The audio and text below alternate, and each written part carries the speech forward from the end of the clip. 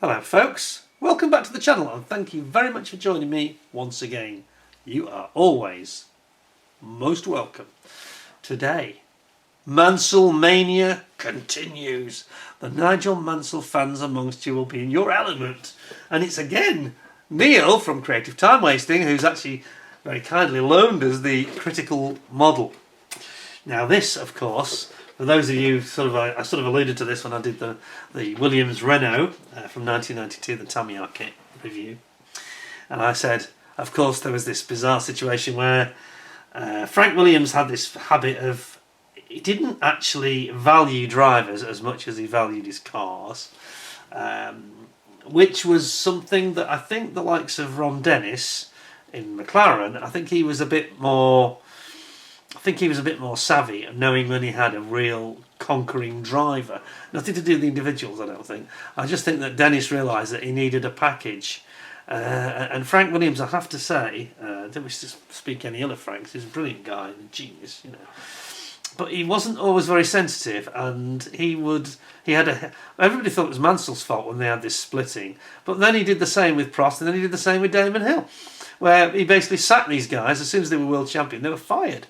It's very bizarre. Mansell was fired within about 2 weeks of being world champion, which was crazy. And he'd really, deserved to be world champion 3 or 4 times, which I've said before. But anyway, we won't get into that now. However, the point is, we then arrive in 1992 at the Italian Grand Prix. There's a very, very tense press conference where Nigel Mansell announces his retirement from Formula One. And there's just shock in the whole paddock. And this is because, of course, Prost is trying to weave his way in with his support for the team from Renault. So the French wanted Prost. Meanwhile, Ayrton Senna is doing everything he can possibly to get into the team for 93 and actually supports Mansell, saying how terribly he's been treated. So it was like a soap opera, to be honest. And it was quite funny. So Senna was backing Mansell because he knew Mansell was out anyway and he wanted to replace him. And he didn't like the idea that Prost was going to get the best car that was dramatically superior technologically to everything else for 93, which it was.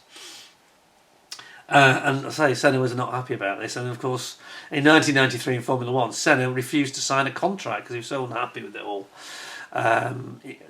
McLaren were losing the Honda engines. Well, they had Ford engines in 93, as it turned out, and they didn't even get the premium quality hydraulic valve lift engines. They had these traditional valve spring cylinder head engines, and it didn't have as much power as the more advanced did they call it the not Megatech, forgive me, I forget now the exact terminology that they used, but Beneton had the works engines and McLaren didn't. So Ron Dennis was then, Mansell was gone, we'll come to him in a second, don't worry, and then Ron Dennis was stuck trying to desperately find a way to get Ayrton Senna to stay on board, and he offered him Lamborghini V12 engines, but they were never reliable, they were never going to work. Very powerful but not reliable and heavy. And in the end they went for this Ford deal, and by the British Grand Prix they actually got the new full spec engine because he put massive pressure on Ford, saying that it would be better for Ford if there was an actual championship where in 93 at least Beneton and McLaren could fight for victory even if the Williamses were out front. And Ron Dennis was lobbying Ford like hell, And Senna signed up on a race-by-race contract. He wouldn't sign a contract for the season. So he agreed to, and I think he was paid $1 million per race or something. 1.3 million, was it? It was just over $1 million per race. And they had to convince him, so he did this test at Silverstone in February, I think it was. And he actually really liked the car, the MP48, it was, the Ford-powered car. Even though it was underpowered, he was frustrated, but he could see that at places like Monaco, it would be very effective. And sure enough, he won a load of races. He won at Donington, he won at Monaco, he won at Japan. There's others. Was it Hungary? I think he won 4 or 5 races. He won way more races than he should have done. 3rd best car, So anyway, I'm digressing talking about Senna. So that left Mansell out of Formula One, gone. What did he do? To everybody's shock, he announced in, I think it was end of September, that he's going to join Newman HAAS in the United States, and there's going to be a deal done with Newman HAAS who had, I think it was Mario Andretti, wasn't it, the other driver? And they previously had Michael Andretti. So Michael Andretti, a deal was done with Bernie Ecclestone, wheeling and dealing, and a deal was done where there'd be a swap, and Mansell would go to America, and Michael Andretti would vacate his seat to let Mansell take it, and he would come and join McLaren and partner with SENNA in the car I've just talked about with the Ford engine. Now, I've got to be honest, Americans, my good friends and supporters and members in America, just look away now. Just cover your ears for this. Because Michael Andretti was an absolute bloody disaster. He had such terrible form, particularly at the starts, because he wasn't used to a standing start. It's quite alien. The Americans tend to have rolling starts, so they did then anyway. And he just got caught out napping at the start time and again, got into midfield battles and then misjudged things. And it happened in so many races, including Donington, British Grand Prix, it happened again. And his last race, I think, was I think it was the Italian Grand Prix, and he was replaced then. It was such a disastrous season. He had trouble in Canada, where he just couldn't adapt to Formula One and the different starts. Mansell, on the other hand, he was replaced by Mika Hakkinen. This is where Hakkinen's relationship with McLaren began, because Andretti was then gone by end of September, and before the Portuguese Grand Prix, he was replaced by Hakkinen. So that was the end. Mansell, on the other hand, was the opposite. He took to IndyCar racing, which is a challenge. Don't get me wrong, it's a big challenge, especially racing on these ovals in completely alien cars to him that are designed to just turn left at high speed. A lot of very high speed accidents and stuff happened. Mansell had a terrible accident at Phoenix, I think it was. I think he was in testing or qualifying, can't remember. It wasn't actually in a race, but he had a huge accident. He hurt his back again. And he nearly won the Indy 500. I think he come third in the end.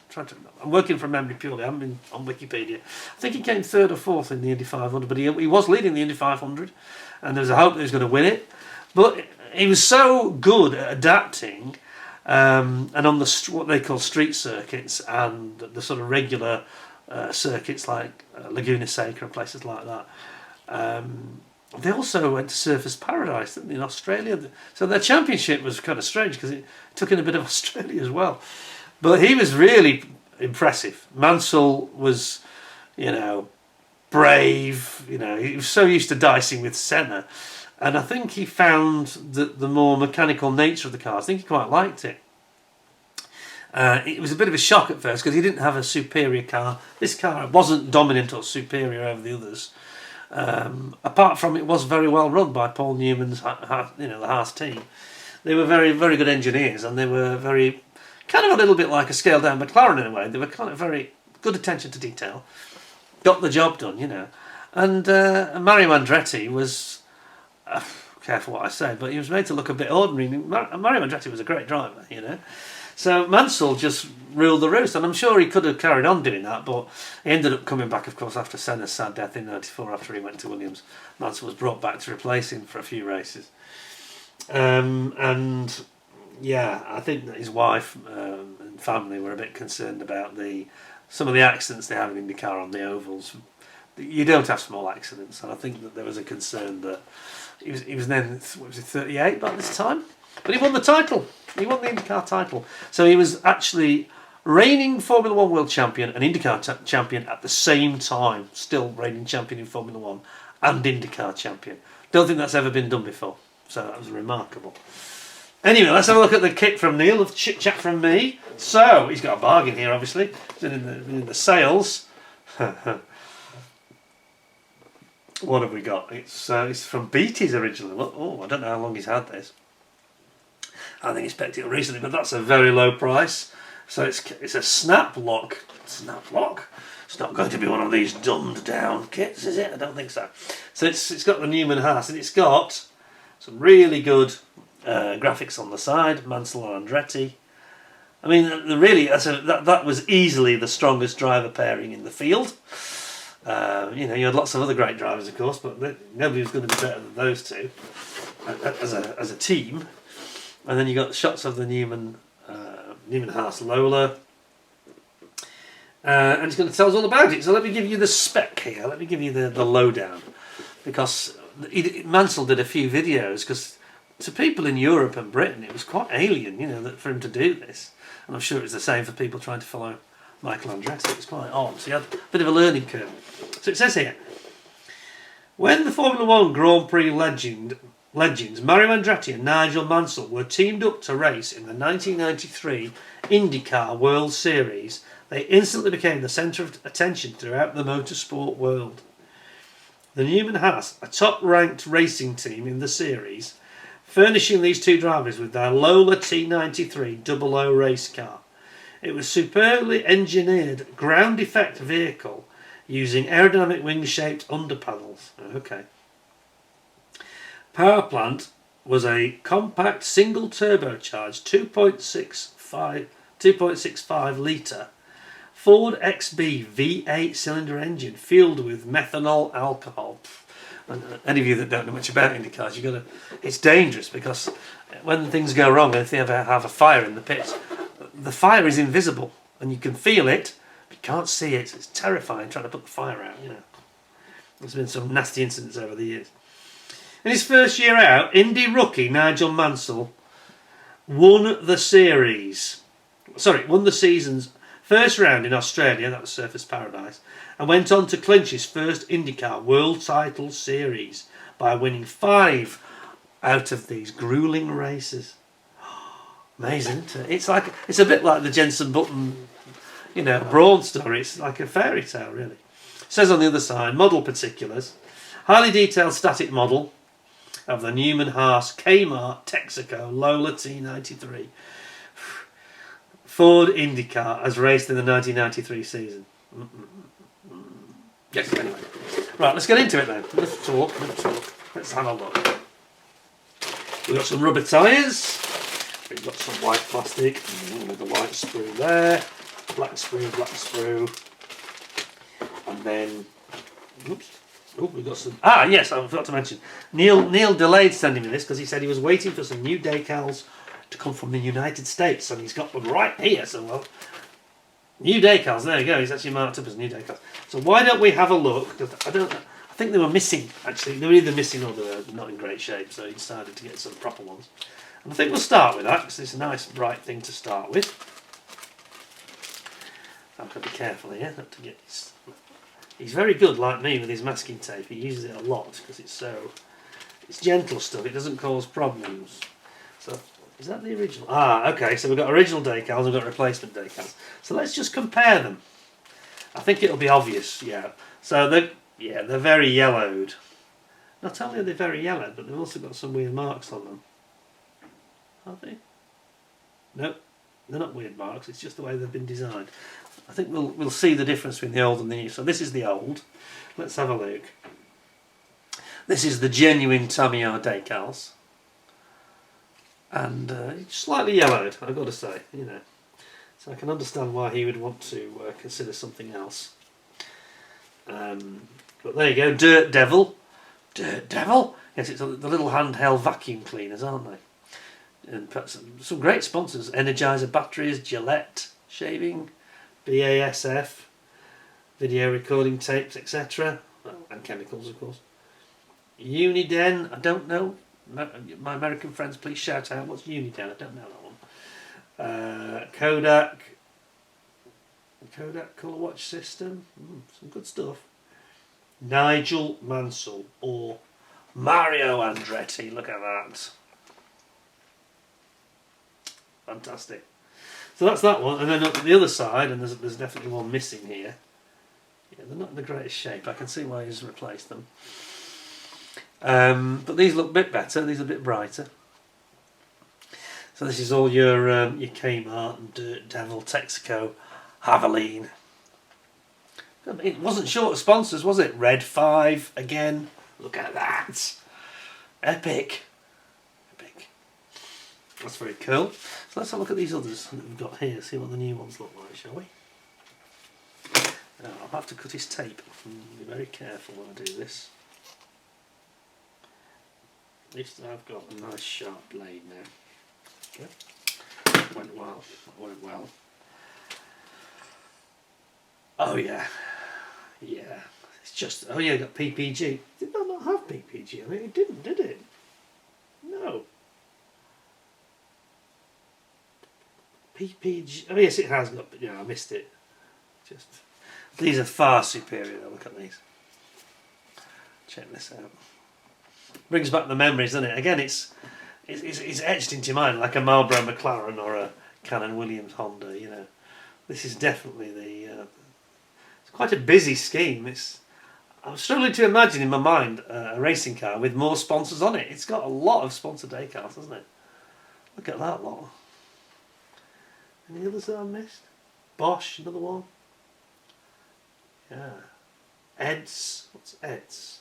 I've seen that before. I think they were sponsoring McLaren as well. AP Racing, the brake company.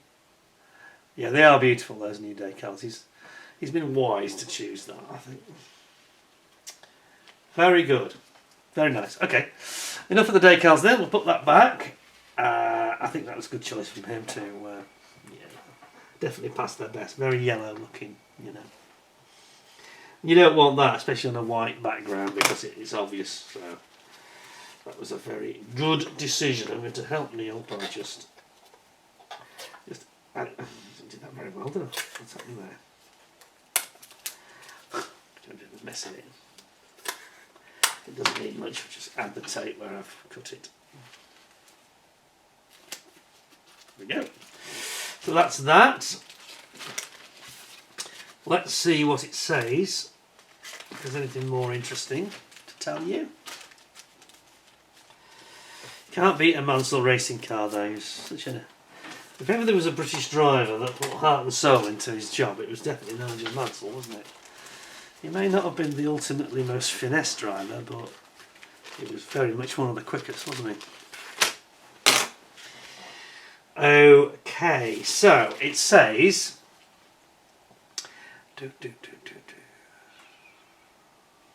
Okay, it starts off the same, then it goes into a bit more detail. The Newman HAAS racing team, led by highly skilled and awe-inspiring HAAS, has been a top-ranked team in Indy Series for many years. Their Lola T93 00 race car was used in the 93 season and has this ground effect design with the shaped under panels. The upper surface cowling was also given a thin wing sculpture. It's okay. Reminiscent of a Formula 1 type wing cars seen some years back. Yeah, okay. Under the slippery surface, a tough monocoque chassis fabricated from carbon fibre composites and aluminium honeycomb side panels for the best possible collision protection for the drivers. Both the front and rear suspension systems used pushrod activated upper rockers and inboard springs and dampers. Power plant for this highly sophisticated racer is a powerful and very compact single turbo 2.65 litre Ford XB V8 engine filled with methanol alcohol. The car is capable of cruising at over 350 kilometres an hour. So what's that? 220, 230, 220 miles an hour. Okay. On an Indy 500 type oval track, with the engine developing around 800 horsepower. In his first year out, rookie Nigel Mansell won the first opening win in Australia, the season opener, and went on to clinch his first IndyCar title by winning 5 of these grueling races. And that was it. It was literally, he did just 1 year, mission accomplished, and he came back after Senna's death, and he decided to help out. He went back to Williams. Yeah, Frank Williams almost came begging him, frankly. Pardon the pun there. But it was a bit ironic, wasn't it, that he really needed Mansell, and I'm sure he paid Mansell a lot of money for those appearances he did. And Mansell at that point had not driven the new non-tech cars, because in 93, because they removed, sorry, 94, they removed all the technology from the cars, like active suspension banned, traction control banned, and so on. And that was all gone. It went back to a more mechanical setup. And Mansell tested it one day in, I think it was in late June, early July, just after the British Grand Prix, I think it was. And he said that he instantly noticed about the car, still designed by Adrian Newey, but he said the new design, the new formula from the FIA, made the car feel very under-tired. That was the expression used. The tyres weren't big enough. Now they had lost all this electronic control. They hadn't thought about increasing the tyre sizes, and Mansell felt they should have done. Interesting point. Anyway, let's get cracking into the model. So, here we go. Yes, I know a bit about Mansell, obviously. I was definitely paying attention at the time. So it says here we've got, this is some snap fit parts. Snap fit, really? So these don't need adhesive, is that true? I'm not sure. Well, it's true, it is a snap fit. Can you see there's got kind of little hooks here, for example. Little hooks, see them? So these parts will actually grip together. Yeah, I'm not sure that I wouldn't. I think I'd probably use some glue, but it tells you here, look, snap fit, snap. Interesting. That gives it a bit of a wider appeal, I suppose. Youngsters will find it easier to build it. Probably helps it sell in America too, especially to those that are not traditional models, perhaps. So you've got your rear suspension being built up here. It's quite a simple arrangement, isn't it? You've got these top rockers there on the top of the engine and gearbox. It's like a staggered system, isn't it? With this pushrod suspension. And then you've got these suspension wishbones, upper and lower going in there.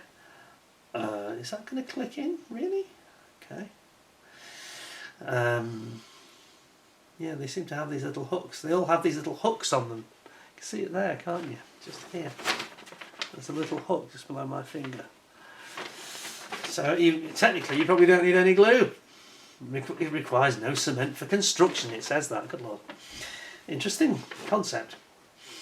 And you got your front, I'm going to say front end. It's not, it's the rear underside of the suspension, the lower arms, trailing arm, anti-roll bar and the lower wishbones. And then over here you have got your rear uprights, that are obviously supporting the brakes. Well, actually the brake discs are not shown there, aren't they? Interestingly. No, the brake discs are separate, it's just the uprights and the brake ducts, I mean. And then we're going to attach the seat. And again, it all clicks in and kind of interlocks. Never seen one of these before. This is new to me. A click lock, or snap lock as they call it. Interesting. Then you got your seat and you got your gear shifter.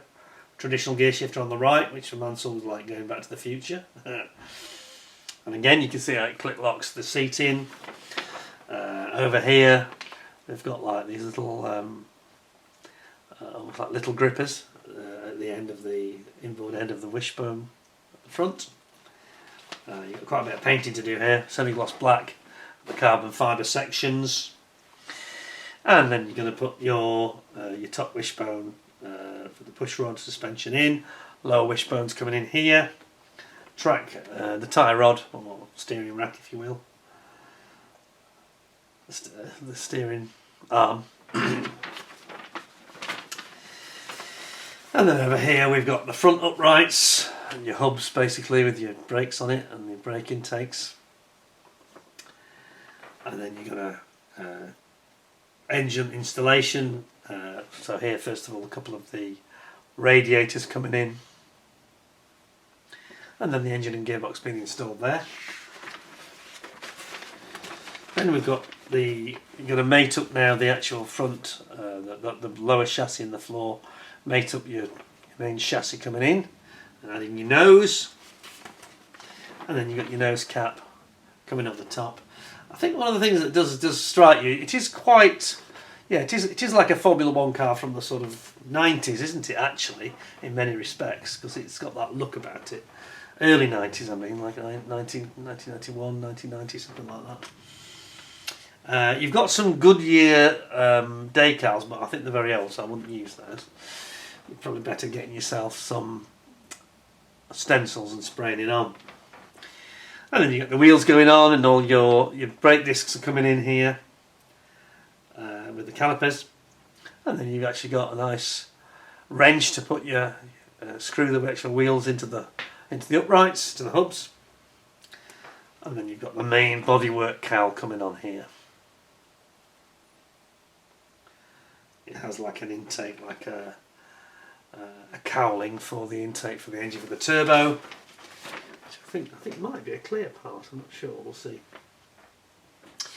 Big rear wing here, because it does look like this clearly is set up to be one of the road course, like the Australian Surface Paradise race. You can tell by how much wing, how deep it is. So it's a road course race, more like a Formula 1 wing. Not an oval, not an oval. And then you bring in your bodywork down here, shows how it interacts with the rest. And then you click it in. Again, you can see these quite subtle little hooks here, and the windscreen surround. Little hook there, see that? You're going to clip it in, pop your mirrors in, and we're done. And then on the back we've got the paint guide with all the markings. You need to be a bit patient with this because there is a lot of decals on this actually. All those sponsors decals, there are many of them. Amazing. Interesting, this snap lock thing. Excuse me. I've never seen that before. That's new to me. So that was a first. I can have the wheel. Just put it in there to protect it a bit more. We'll have it within the instructions. There we go. Right then, let's have a look at the plastic. Starting with... Oh, excellent, it's open. I don't have to pop out any... Are they all open? No, that one's open, that one's open, that one's sealed. He won't mind because I'll reseal it for him. Okay, so here we go. This has got the suspension wishbones and the wheels and the hubs stroke uprights. Here we go. So yeah, so here's your tie rod, your steering rod. Then you've got your suspension shockers there, your pull rod suspension system with the rockers. And again, this is how they mount. Whoops, careful.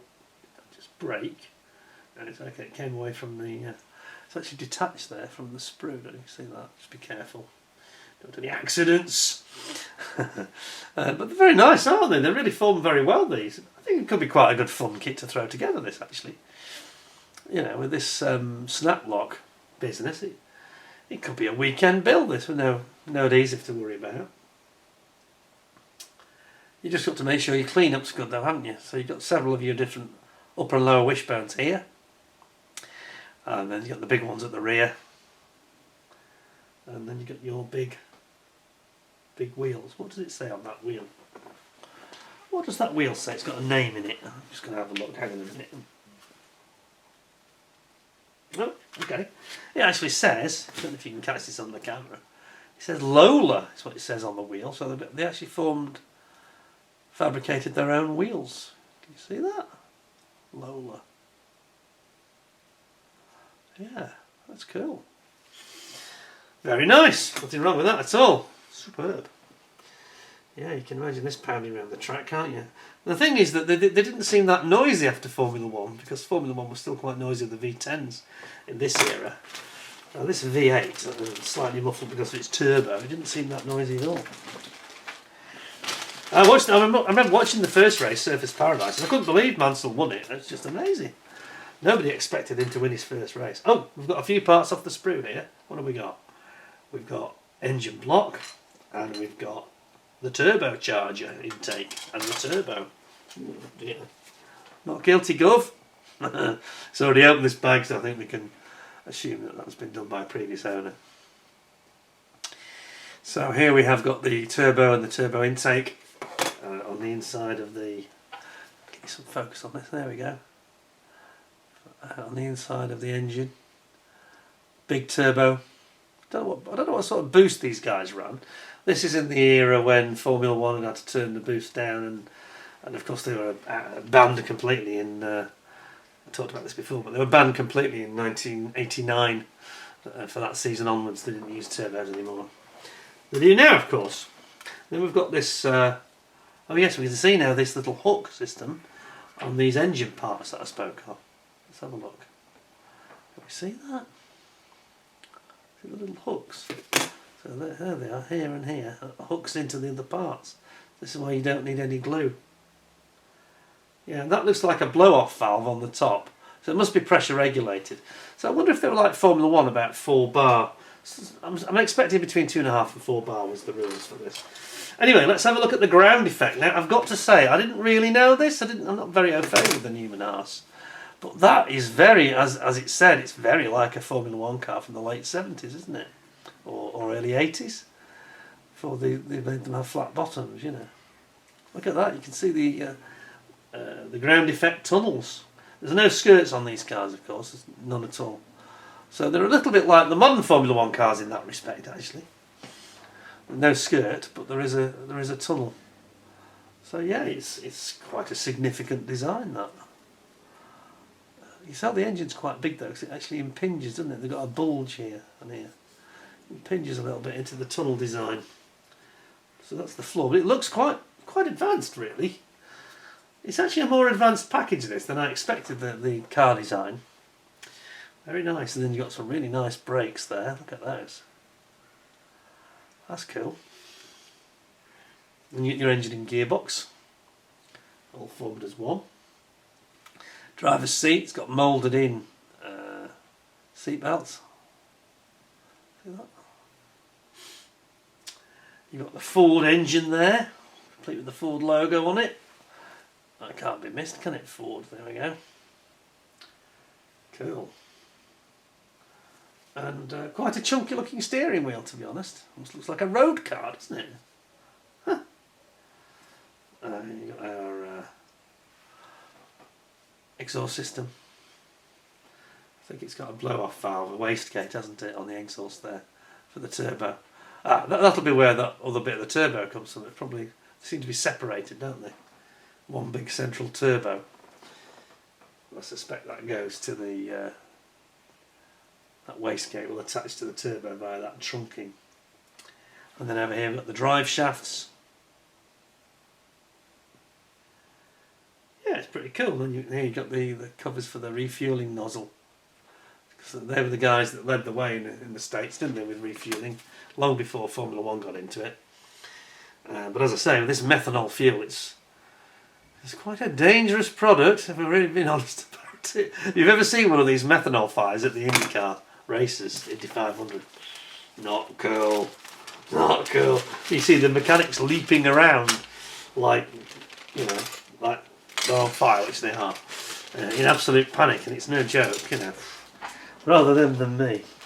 Always a big hazard in IndyCar cars. Alright, moving on.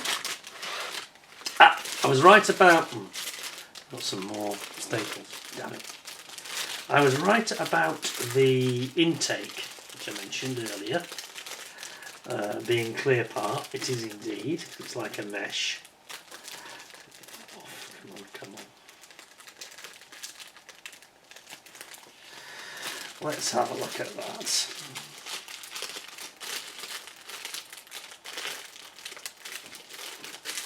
It says, get to open. Come on. Oh, they are a pain, aren't they? They really are a nuisance. Anyway, it will be alright if I just remove that carefully. Get the clear part away from it, we'll be safe. I said to Neil about the last one when I did the Williams Renault. And I said, you want me to restaple it for you? And he said, no, I agree with you. He said, staples and fine, highly finished parts and clear parts do not go together. He said, please just reseal it if you can, which I did. I mean, it's something that Tamiya actually need to drop, if I'm being brutally honest about it. I've got to say this clear part isn't the finest I've ever seen from Tamiya. It's smoked, which is fine. But I'm not convinced that it needs to be that smoked colour, actually. According to the artwork, that's not really right anyway. But there's quite a bit of distortion, can you see that? So the front of this, where my finger is now, that's the filter, like a mesh filter for the turbo intake, engine intake. But the windscreen looks nice. And again, it's got a little hook on it, hasn't it? Got kind of a little clip hook at the front for it to anchor into the snap lock kit, you know. And then we've got our lovely, great big, this is quite clever the way they moulded this. Our great big IndyCar rear wing, complete with the sport, all in one piece, look. That's cool. Yeah, that's quite nicely done. And it's actually attached to the main bodywork. It's quite a slippery, slick-looking car. I didn't necessarily appreciate that before. I always thought they were a bit cumbersome looking compared to an F1 car, but it's not really, is it? It's not. Yeah, it's quite impressive actually. I bet you this kit goes together like a dream as well. I mean, I've got no experience of this snap lock business, but I've certainly got a good feeling that this won't be difficult to build. No. The only thing that is difficult is I've got to slice this bag open. What's the worst end? That one? That one. At least they give you a fair bit of bag so I can reseal it. Not like some recently. Was it Border? Border. Didn't give much bag, did they? Variable. Right, so this is the last of the main plastic screws. Got our Goodyear decals, but I wouldn't be bothered with them, to be honest. I think that A, they're too yellow anyway, but well, they are a golden colour though, aren't they? They're like a gold. Yeah, they're not in good shape. They just haven't stood the test of time. Get yourself some fresh decals, or better still, get yourself a mask set. If you've got a mask set for 20th scale anyway, you can use them on multiple things, you know. It's just not great, that, to be honest. Not really worth your time. But this is, here we have the main sprue with the wings on. So that is up. Make sure it's the right way up. You can see some influences from Formula 1 and particularly Williams here actually. Look at those end plates on the front wing. That looks very Williams-like, I'd say. Yes. Yes, definitely quite a bit of F1 influence. And especially this has come straight off the Williams Renault that was then copied by McLaren. These are deflectors to deflect the airflow around the front tyres. And you remember that they were the things that caused a lot of the sparking in Formula 1 from both Senna's McLaren in particular and Mansell's car in the Williams Renault. It was very, very, very spectacular to watch, you know. Here's your nose cone. That's the back of the engine where the suspension mounts come out. Obviously that's your front suspension cover, access panel. And then here we have the, just in this back a bit, and then here we have the main body. It's big, isn't it? But again, it's got beautiful, beautiful plastic on this. I'm not sensing this needs to be painted, boys and girls. I think that could be done. I could just be left, decal it up, and get a quick clear coat on the top. Done. You know what I mean? So nice that. I think that would look fantastic without being painted. I don't think there's any paint needed here. Just on the monocoque where you've got to paint the carbon fibre. That's all. And then you get your roll hoop there, and then those radiators. And that's it. Apart from the tyres, of course, which I won't open. I won't open because it's typical generic Tamiya Goodyear tyres. They seem fine, I've got to be honest. They do have a little seam on them, not a bad one, but they do have little seams on the Tamiya ones. So you will need to get rid of that seam if you want to be. I've got to be honest, in the past I've not bothered doing it, which is kind of a bit lazy and naughty really. You really ought to get rid of the seam if you can. Use a Dremel on it or something. Just sand it off, you know. I'm very impressed with the quality of the sprues. That plastic is excellent. It's just not, you know, you just do not need to stress yourself with painting that white. I wouldn't bother at all. Wouldn't even consider it. I just paint, just get it deckled up and I say, just clear coat the whole thing over the top. Finished. And you'll end up with a really corking car. Don't forget, I'm saying that. Don't forget, I've just remembered that there's parts of it that you do need to paint black, so you'll have to mask it all off, you know, to get the top of the side pods.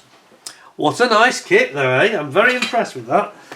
More so than I expected, genuinely. More so than I expected. Because I wasn't really sure what to expect. I saw the sort of snap lock and I thought, it sounds a bit, you know, like a kiddie's thing. But no, that's a premium kit. Only disappointment actually was that little filter intake, really. It's a bit naff. I think they should have not done that in the same smoke, so it looks a bit silly because it's not smoked. So I'm not sure how you get around that.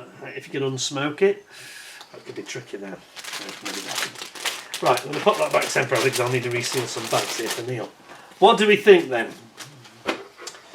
I am going to give this a pretty high score, I think. I'm going to give it 9.75 out of 10, which is not at all what I was anticipating. I thought it'd be a 9, maybe thereabouts. That's really nice. I think you build that into an absolute corker of a kit. It'll look a really nice model when you finished it, you know. So thank you very much to Neil. Really appreciate your support. He also, of course, is one of the members now. Really appreciate that. Thank you very much for signing up, and more so for loaning us the kit to see. So a bit more Mansell mania, a bit more nostalgia from the 1990s for you, when men were men in motor racing. Do you know what I mean? And there was none of this sissy electric nonsense. What does Jeremy Clarkson say about this? He's not impressed, is he? He says, Jeremy Clarkson, St. Clarkson, protect us from electric motors. Yes, yes indeed. And that's what we had then. We had great big V8s with turbo strapped onto it. And Mansell took it by the scruff of the neck, and, you know, unlike Michael Andretti, who just couldn't adapt to Formula 1 starts, basically. All the nuances of Formula 1. For Mansell, it was like going back to his earlier Formula 1 career, I think. And he took to it like a duck to water, the IndyCar series, and won the championship. A remarkable feat, remarkable. And to be Formula 1 and IndyCar champion at the same time was truly spectacular, I think. Quite a remarkable achievement. Fantastic. Thank you for watching. Hope you thought it was interesting and you learned something. If you could pick that up for a song like this one, what was it, £12.50? Jeez. Okay. So that, you know, there must be some of these knocking about. If I see one of those, I might consider picking one up myself. Thank you for watching. Take care of yourselves. Stay well, stay safe. Stay tuned. Don't forget to subscribe and like. Give us a like and comment. Please do comment. It helps the algorithm a lot. People giving positive comments boost the actual video. And don't forget the memberships, because there's lots of benefits to be had. And until next time, look forward to seeing you again very soon. Thank you all for spending your time with me, and I hope to see you soon indeed. Thank you. Take care of yourselves, and bye for now.